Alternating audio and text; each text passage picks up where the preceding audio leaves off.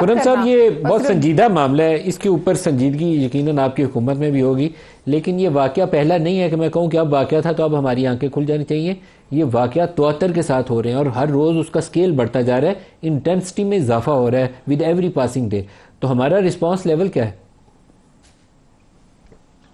जी, ये तो हम कह सकते हैं कि जिस दिन से तालिबान ने अफगानिस्तान में टेक ओवर किया अमेरिका के इनखला के बाद, अगस्त 2021 में, तब से लेकर अब तक पाकिस्तान में दहशतगर्दी के वाकयात में, पाकिस्तानियों की सिविलियन और फौजी शहादतों में मुस्तकिल इजाफा हो रहा है। और अभी इस साल हमने एक इंटेंसिटी देखी है, यानी उसकी शिद्दत में इजाफा हो रहा है। और ये जो आज का वाकया है, ये सिर्फ एक चीज का मुतकावी है कि हमारे आपस में जो भी इस वक्त सियासी इख्तलाफात हों, हम हमारी एक दूसरे से गिले शिकवे हों, उनको भूल कर जो सूबाई हुकूमतें हैं और वफाकी हुकूमत है, उन्हें मिलकर पार्लियामान के साथ उससे तकवीत लेकर इस इशू से निपटना है। क्योंकि अगर ये इशू हम अभी हल नहीं करते तो पाकिस्तान की सारी मुईशत और पाकिस्तान की सारी सियासत जो है, इसकी भेंट चढ़ सकती है। तो ये आपने कहा संजीदा मामला, ये इंतहाई संजीदा मामला है। क्योंकि हम एक दफा इस पूरे साइकिल से गुजर चुके हैं 2014 से लेकर 17 तक। और उस वक्त जो है वो ज़रब अज़्ब हुआ, वो बहुत बड़ा ऑपरेशन था। उसमें पाकिस्तान के फौजियों ने, पाकिस्तान के शहरियों ने अपनी कुर्बानियां दी। पाकिस्तान के बहुत बड़ा बजट का एक हिस्सा जो है उस पर खर्च हुआ। पाकिस्तान के जो हथियार थे और मुख्तलिफ अफवाज ने जो उसमें रोल अदा किया। तो अब अगर हमें दोबारा अगर उस लेवल तक जाना है तो हमें जाना चाहिए।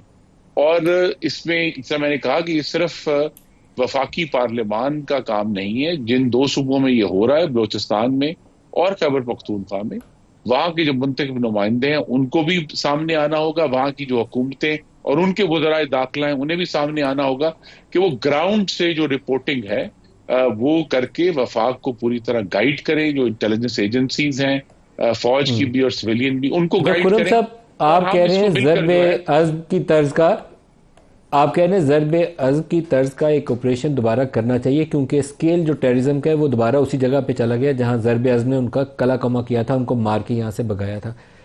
हमें दो चीज़ें करनी पड़ेंगी। पहले तो अपनी मिस्टेक्स का इतराफ़ करना पड़ेगा सारों को। फिर आप दूसरा, आपने कहा कि सियासी इख्तलाफात एक तरफ रख दें, बिल्कुल बलाए ताक रखने चाहिए। मैं तो इब्तदाई प्रोग्राम की इसी बात से की है।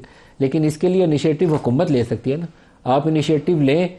जैसे एपीएस के अटैक के बाद नवाज शरीफ और इमरान खान और फौजी क़यादत इकट्ठे बैठे थे, आपने मार मार के सारे दुश्मन भगाए थे आपने। नेशनल एक्शन प्लान बना था। तो अभी आपको उसका नेक्स्ट फेज चाहिए, नेक्स्ट लेवल चाहिए। और आपको दोबारा बात करनी पड़ेगी हुकूमत को और अपोजिशन को, और फौज को सपोर्ट करना पड़ेगा। लॉ इन्फोर्समेंट एजेंसीज को जी आपको देखिए पोलिटिकल ना, बैकिंग करनी पड़ेगी। ये मेरा अगला नुक्ता था कि जैसे ही हम कहते हैं कि इख्तलाफात को भुलाएं, तो तहरीक इंसाफ कहती है कि जी खान को बाहर निकालें। ये मतलब नहीं है। मतलब ये है कि वो जो इश्यूज हैं उनको फॉर द मोमेंट हम सस्पेंड करके, और ये जो तहरीक इंसाफ जो है वो मुस्तकिल पाकिस्तान की अफवाज के खिलाफ, चाहे वो 1971 का वाकया है, चाहे वो आर्मी चीफ के ऊपर जाती हमले हैं जो अभी रुकने में नहीं आ रहे तमाम तर कोशिशों के बावजूद, इनको ये सोचना होगा कि फौज को और फौज के सरबराह को, उनसे बहुत इख्तलाफात होंगे, उनके बहुत नजरियाती इशूज होंगे, लेकिन ये जो अब लहर उठी है, आज का जो ये जाफर एक्सप्रेस का वाकया है, और मैं सेनेटर साहबा को सेकंड करूंगा, नदीम मलिक साहब, बन्नू वाला वाकया इंतहाई भयानक वाकया था, जिसमें पूरी रियासत की व सूबाई हुकूमत की और जो कंटोनमेंट थी वहां रिट चैलेंज की गई। और उस वो चैलेंज जो है वो, उसके जवाब में हम कुछ नहीं कर सके। तो हमें ये तमाम जो बड़े इनकन्वीनियंट ट्रूथ्स हैं उनका सामना करके इकट्ठे बैठकर ये अब अगर हमारा अगर हुकूमत की नजर से मैं बात करूं, तो हमारी खैबर पख्तूनख्वा हुकूमत से ये तवक्को होगी कि वो चले, उनको वफाकी हुकूमत के ऊपर जो है कहते हैं हम बड़ी तोपें चलाएंगे, कुछ अरसे के लिए वो तोपें दहशत गर्दों पर चलाएं।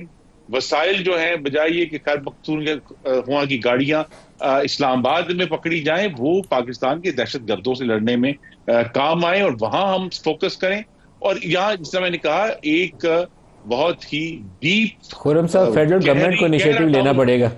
ये आप हमें अगर आई सूबाई एग्री हुकूमत करता से मैं एग्री सोचते हैं करता कि हूँ। वो इस बड़े टीटीपी के जत्थे के साथ अकेले लड़ लेगी, तो ये मेरा ख्याल है दुरुस्त सोच नहीं है। नहीं इस पे फेडरल मलिक लेवल साहब पे आपको एक सेंट्रलाइज्ड प्लान करना पड़ेगा एक्शन, और तमाम सूबाई हुकूमतें, मरकजी हुकूमत और इस्टेब्लिशमेंट वो जाए और जाके इन दहशत गर्दों का जी, सफाया करे। ये इस मैं तरीके से आगे यही बढ़ना कह रहा हूं कि पड़ेगा। हमें हमें हमारे जो भी अब इदारों से भी शिकायतें हैं, हमें एक दूसरे से भी जो शिकायतें हैं, उनको कुछ देर के लिए बालाए ताक रखकर एक दूसरे के साथ एक गहरा ताउन करना होगा, सिंसियर ताउन करना होगा, ताकि हम पाकिस्तान को इस जो नया अफरीत उठा है। और उसमें जो अहम बात है मलिक साहब, कि 2013-14 तक तो इनके पास एक जहाद का एक मुलम्मा था, एक दीनी लबादा था जो इन्होंने उड़ा हुआ था।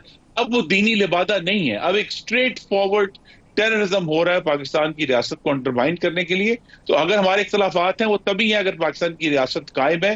तो इस रियासत को कायम रखने के लिए हमें मिलकर जो है, मेरी ये तवक्को है कि आने वाले, आज का वाकया बहुत ही हम सब के लिए तशवीशनाक है, कि वज़ीर आज़म शहबाज शरीफ जो हैं वो तमाम जो आईनी फोरम्स हैं उनको इन्वोक करेंगे, चाहे वो नेशनल सिक्योरिटी कमेटी है, चाहे वो पार्लियामेंट की कमेटीज हैं, उनको बुलाकर ब्रीफ भी करेंगे और सबको मिलाकर बलूचिस्तान से भी रिपोर्ट लेंगे, खैबर पख्तूनख्वा से रिपोर्ट लेंगे, और फिर मिलकर आगे बढ़ेंगे। और ये इसमें बड़ा संजीदगी होनी चाहिए, क्योंकि एक कोशिश मलिक साहब जून 2024 में की गई थी अज़्म इस्तेहकाम के नाम से, जिसको उस वक्त तमाम जो दूसरी सियासी जमातें थी ऑपोजिशन की, उन्होंने रिजेक्ट कर दिया था कि नहीं हमें नहीं चाहिए।